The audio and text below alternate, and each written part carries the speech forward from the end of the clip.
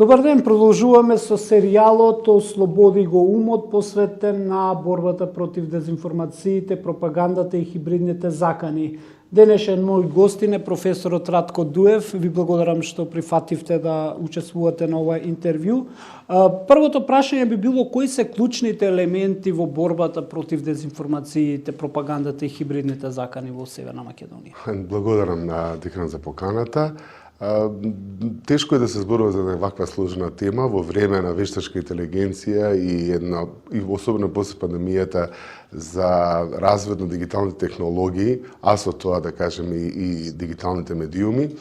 Она моје размислување дека оддамна го зборуваме тоа дека мора да има некоја законска регулатива, бидејќи знаете дел од тие портали и ботови кои што ги шират лажните вести, тие се надвор од законот, за разлика од медиумите кои што се регистрирани во земјите, кои што имаат некаква одговорност за вести што ги шират. Во светот се јавува дилема дали, како што велат во Америка за време на президентските избори 2016 година, доколку се стави регулација на овие социјални мрежи, дали тоа би значило дека ќе се убие слободата на говорот. И речиси во 78 земји од 2011 до 2022 година веќе се воведени законски регулативи широм светот за ширење на лажни вести, од Индонезија кој што има како владено тело за регулација кој што ги проверува вестите, потоа да кажеме во Грција се воведе закон, се измени кришниот закон за време на пандемијата, дека може да човек да добие до 5 години затвор за ширење лажни вести во врска со болеста и лекувањето во пандемијата. Но она што во медиумскиот простор се поставува како прашање дали тоа би значило и на некој начин цензура. И што би представувала лажна вест? Значи, кој тоа би го оквалификувал што е лажна вест и како правниот систем би постапил во еден ваков случај. Според мене, најважно е професионалното и истражувачкото новинарство. Знаете, обично овој популизам и политичките партии на некој начин го гушат медиумскиот простор и сметам дека секоја држава треба постојано да го подкрепува и да се труди да инвестира во професионално истражувачко новинарство, бидејќи на тој начин ќе добиваме вистински вести и што е најважно довербата, ќе се врати довербата кај гледачите, слушателите и сите оние корисници на медиумите и ќе се намали можеби процентот на лажни вести. Како професор си како образованието, знаете, без образование ние немаме иднина, тоа е столбот за решавање на сите проблеми. Знаете, ние обично зборуваме за резултатите и проблемите, но никој не истражува како дошло до тоа, што е причината, како стигнало да дојдеме до еден ваков проблем на едно масовно ширење на лажни вести.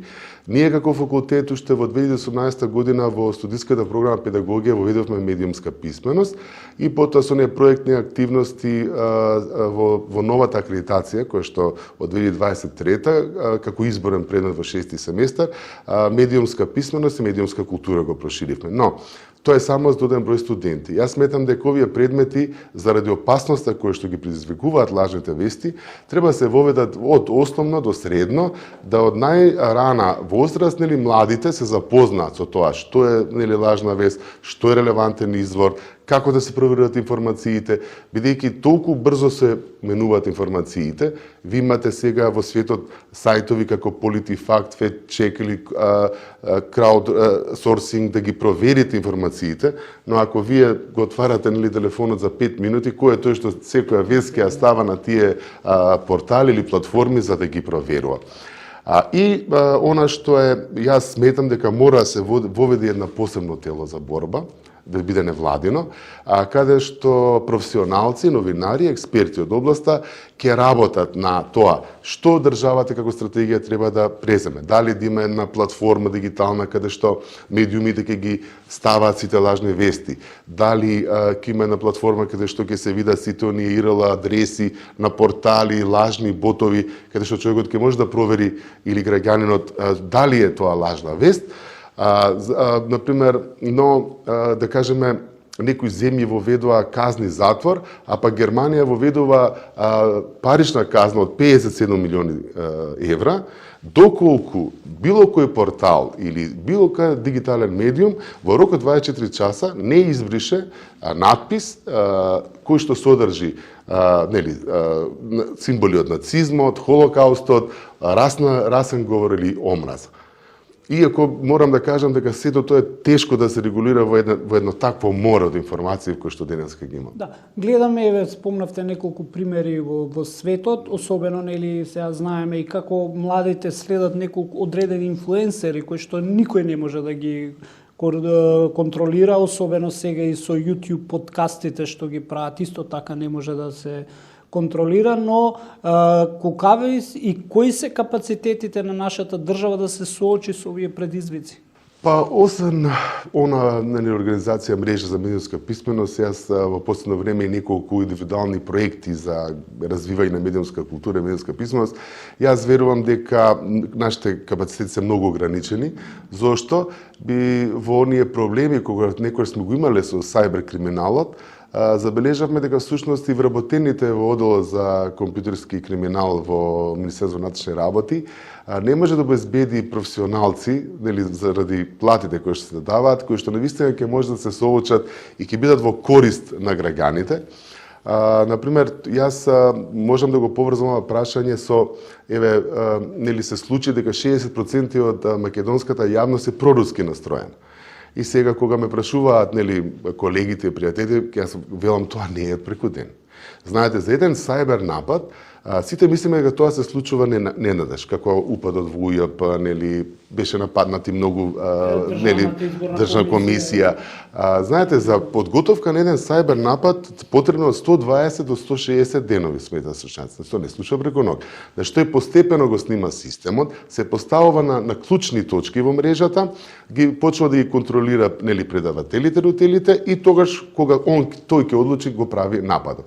Некои се од криминални мотиви, заради уцена, што се случува на многу наши компании, а другите се оние хибридни закани, нов начин на војување, да се внесе паника, хаос кај населението. Гледате што ни се случи со дојавата за бомби која што беше во целиот регион во училиштата, не само во нашата земја, почна во Србија, па се проширили Босна, Македонија, Албанија.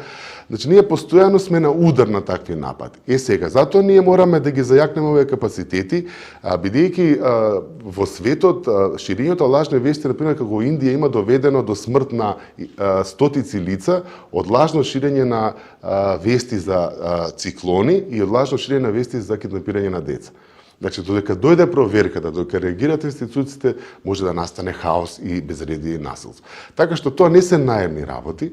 Знаете, јас кога зборувавме за ова, како што почнав за проруското влијание, ако се кејават уште пред 15 години, имавме платени спонзорирани содржини на социјалните медиуми, каде што вие гледате, Путин рекол вака, пратејќи состојбата на јавното мнение во нашата земја и во регионот, а јас забележувам дека мислате од Черчил или дека од Ганди. И сега многу граѓани, мои пријатели, види што рекол Путин, тоа не е од моите студенти, не е тоа на Путин, но специјални и дури гледате со точка РС. Значи, тоа е подготвувано со години. Само не мислевме дека е целта да се јакне личноста на Путин, но со војната Украина ни покажа дека тоа не е случајно и дека тоа е подготвувано, тој напад на Украина е подготвуван со години и подготвувана е светската јавност. Светската јавност, како и домашната јавност, која што е полесно да се цензурира, но проблемот е со светската јавност, да на некој начин да обезбеди оправдување за неговата агресија. Значи, спомнавте дека според ова веќе на некој начин го одговоривте и следното прашање, дека институциите треба да се фокусираат претежно во разоткривање на тие центри на ширачи на дезинформации, со тоа би се спречило странското малигно дејствување во нашата земја. Да, значи ние мораме да се концентрираме на и морам да кажам дека дел од решението не зависи само од нас. Знаете, овие глобални корпорации, компании како Facebook, Twitter, може да забележите во овие економски светски медиуми, се огромни заработувачки, Google. А проблемот е што заради финанси и заработка, тие на некој начин им помагаат на овие ширачи на лажни вести. Затоа што нив ги интересира профитот, а не друго. И затоа и во светски рамки веќе се зборува, иако станува дилемата за слободата на информации, дека овие корпорации мора да бидат општествено одговорни и веќе да не дозволуваат анонимни регистрации на портали, дека мора да биде физичко лице регистрирано во некоја земја, да има некоја одговорност за вестите кои што ги пренесува, потоа да нема веќе лажни профили, ботови, така секој да има личен профил со документација, нели со своји податоци од лична карта, за некој начин да може да се спречи ова море од лажни податоци. И гледате, например, вие како сте алгоритми поврзани, ако кликнете, например, случајно ве барате, читам, например, војната Украина, наредните денови од Хром секојаш ми доаѓа, нели, Ал Джазаира или не знам, Нью Йорк Таймс, и информации за војната во Украина. Или не, што следам НБА, нели, во последно време само ми излегуваат. Или па и на Facebook како спонзорирани. Значи, сите тие се поврзани како алгоритми и всушност вас ве анализираат. Да, тоа е добро за маркетинг за компаниите, но гледате, тој простор го злоупотребуваат и овие ширачи на лажни вести кои што имаат друга цел, не само да заработат пари. Так, кои домашни ентитети можете да ги издвоите како креатори, односно носители на дезинформациите, пропагандата и хибридните закани, кои што се проблем против демократијата во нашата држава? Морам да кажам дека голем дел од тие ентитети се искриени.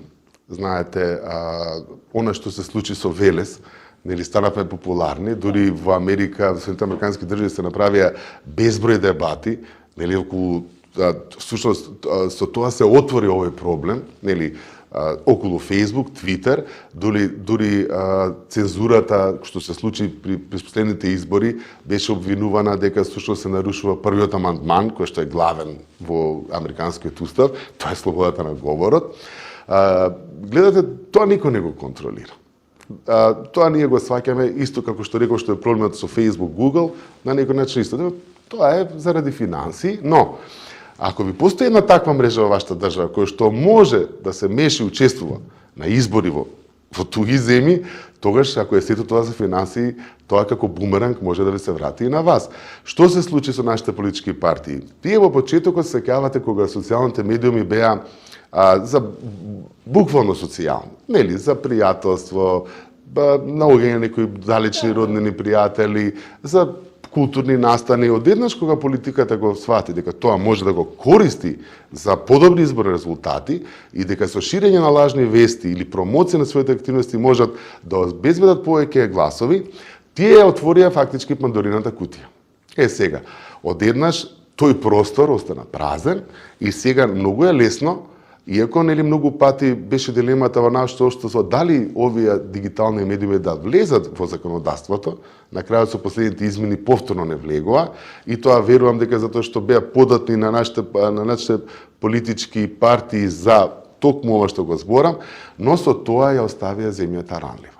Како што ви реков, самиот податок дека во Македонија 60% од населението е проруско, ви кажува дека тој празен простор може утре да биде наменет не само во овој случај против вас, туку во многу други случаи да биде злоупотребен за рушење на демократијата и рушење на институциите во државата. Тоа значи дека тие центри на МУК добро си работат наспроти овие кои што се проевропски настроени и демократски. Довербата е изгубена. Вклучно е довербата. Значи веќе во нашите граѓани нема довера во институциите, самите свести, но тоа не е преку ноќ.